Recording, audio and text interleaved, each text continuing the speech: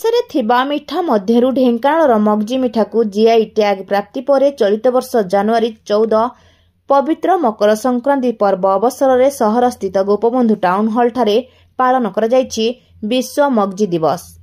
ଏହି କାର୍ଯ୍ୟକ୍ରମରେ ମୁଖ୍ୟ ଅତିଥି ଭାବେ ରାଜ୍ୟ ସରକାରଙ୍କ ଖାଉଟି କଲ୍ୟାଣ ପ୍ରଯୁକ୍ତି ବିଜ୍ଞାନ ମନ୍ତ୍ରୀ ଶ୍ରୀଯୁକ୍ତ କୃଷ୍ଣଚନ୍ଦ୍ର ପାତ୍ର ଯୋଗଦାନ କରିଥିଲେ। ଯଦିଓ ଏହି ମଗଜି ମିଠା ବା ଲଡୁ 100 ବର୍ଷରୁ ଊର୍ଦ୍ଧ୍ବ, କିନ୍ତୁ 2023 ମସିହାରେ ସରକାରଙ୍କ ଠାରୁ ଜିଆଇ ଟ୍ୟାଗ ମାନ୍ୟତା ଲାଭ କଲା। ତେଣୁ ବର୍ତ୍ତମାନ ଆମ ରାଜ୍ୟ ଓ ରାଜ୍ୟ ବାହାରେ ଲୋକପ୍ରିୟ ହେବାରେ ଲାଗିଛି ଢେଙ୍କାନାଳର ମଗଜି ମିଠା। ଲୋକ କଥା ଅନୁସାରେ ଯେଉଁ ସମୟରେ ଚୈତନ୍ୟ ମହାପ୍ରଭୁଙ୍କ ଓଡ଼ିଶା ଆଗମନ କରିଥିଲେ, ସେହି ସମୟରେ ଜଣେ ଭକ୍ତ ମଇଁଷି କ୍ଷୀର ଗୁଜରାତିରେ ନିର୍ମିତ ଏହି ମିଠାକୁ ଖାଇବାକୁ ଦେଇଥିବାର କଥାଟି ଶୁଣିବାକୁ ମିଳେ। ସେହିପରି ଓଡ଼ିଶାର ମହାନ ବ୍ୟକ୍ତିତ୍ୱ କବି ଲେଖକ ଫକୀର ମୋହନ ଢେଙ୍କାନାଳରେ କାର୍ଯ୍ୟ କରୁଥିବା ସମୟରେ ତାଙ୍କ ଉପରିସ୍ଥ ଅଧିକାରୀଙ୍କୁ ଭେଟି ଆକାରରେ ଏହି ପୁରାତନ ମଗଜି ମିଠା ପ୍ରଦାନ କରିବାର ସୂଚନା ମିଳେ। ସାଧାରଣତଃ ଢେଙ୍କାନାଳ ସହରର ପ୍ରସିଦ୍ଧ ବରା, ଜଲାରାମ ସୁଇଟ୍ସ ଓ ସିଂ ସୁଇଟ୍ସ ସହ ଅନ୍ୟ ମିଠା ଦୋକାନରେ ଏହି ମଗଜି ମିଠା ମିଳୁଛି। ତାହା ସହ ଗଅନ୍ଦିଆ ଅଞ୍ଚଳରେ ଦେଓଗାଁ, ଗଅନ୍ଦିଆ, ଷଡ଼ଙ୍ଗୀଠାରେ ମଧ୍ୟ ଏହି ମଗଜି ମିଠାର ଆଦର ରହିଛି। ଆଜିର ଏହି କାର୍ଯ୍ୟକ୍ରମକୁ ଢେଙ୍କାନାଳ ସହରରେ ଥିବା ସମସ୍ତ ମିଠା ଦୋକାନୀ ଭାଇମାନେ ଏକତ୍ରିତ ହୋଇ କାର୍ଯ୍ୟକୁ ପରିଚାଳନା କରିଥିଲେ। ଏହି କାର୍ଯ୍ୟକ୍ରମର ଆବାହକ ସୌମ୍ୟରଞ୍ଜନ ସାହୁଙ୍କ ପ୍ରତ୍ୟକ୍ଷ ତତ୍ତ୍ୱାବଧାନରେ ଅନୁଷ୍ଠିତ ହୋଇଯାଇଛି। Jitesh Kumar Dhenkanal sweet association secretary. आमर आज आज्ञा जीआई टैग मगजी वर्षे पूर्ति आम विश्व मगजी दिवस रूपे जनवरी 14 को स्थिर कलु। आज आम जीआई टैग मगजी को पालन कलु। आगामी लक्ष्य होची केमती आम तार प्रचार प्रसार अधिक करूँ, देश बाहर मगजी केमती बिक्री हम ता विषय प्रयास कर आगे ढेंकानाल जिले में भी बहुत चाहिदा मगजीर बढ़ी आग अपेक्षा बेपारी वाणिज्य भल मु जयप्रकाश साहू मिठा एसोसिएशन सभापति। आज आम विश्व मगजी दिवस पालन करुचु। जीआई टैग पाई मगजी जीआई टैग मगजी पाई आज मान्यता पाइबार प्राय वर्षे हो गला। से आज पवित्र मकर संक्रांति रे आज आम तार जो वर्षे पूरा जीआई टैग आम आज पालन करुचु मगजी दिवस रूपे, विश्व मगजी दिवस रूपे। आज ढेंकानालवासी मानकर जो सब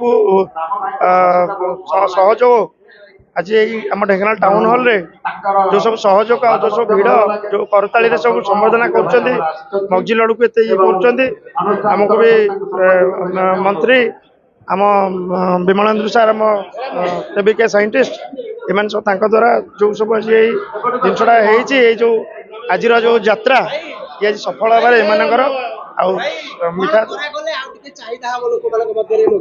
देखो ये मगजी जेहेतु आम गोटे ट्रेडिशनल फूड बहुत पुरातन मिठा से आज युवपीढ़ी जानी ना तेणुक यही मिठाटा को जदि प्रचार प्रसार आम मंत्री माध्यम हो सांबादिक भाई मान मध्यम हो जदि आम प्रचार प्रसार अधिकार अधिका करवा ताले मु भावुची विश्व दरबार रे आहरी अधिकार अधिका जापर यार मान आउ यार प्रचार प्रसार जदि हम आगू ताले बहुत आगू गोटे खुशी दिन आज मगजी दिवस हिसाब रे ढेंकानालवासी हिसाब रे आम पालन करुचे। मते ए उत्सव को डाकी मु समस्त को धन्यवाद जनाऊँगी।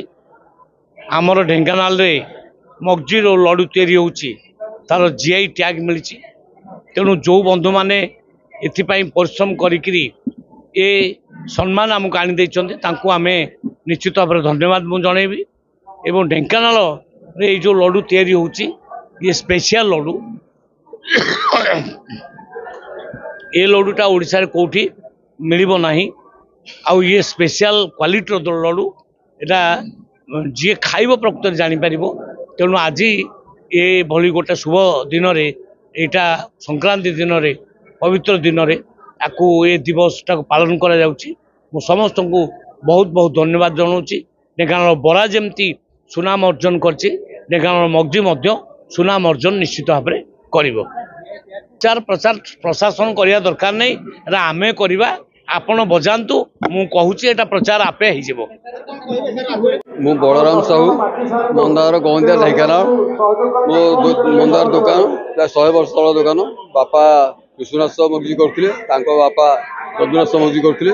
विश्व मगजी चली रही गला वर्ष जीआई टैग मार बहुत खुशी थी तार ए वर्ष विश्व मान्यता पाइबा दिन धार्य कर बहुत आनंदित यह बहुत कठिन परिश्रम जहाद्वारा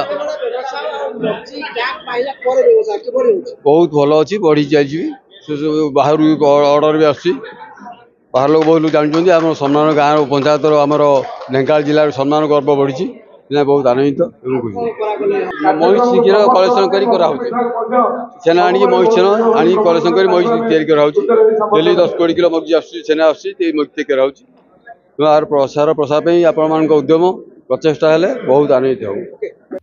ढेंकानालରୁ ମାଳବିକା ବେହେରାଙ୍କ ରିପୋର୍ଟ, ରୂପାଥାଳିଆ ନ୍ୟୁଜ୍।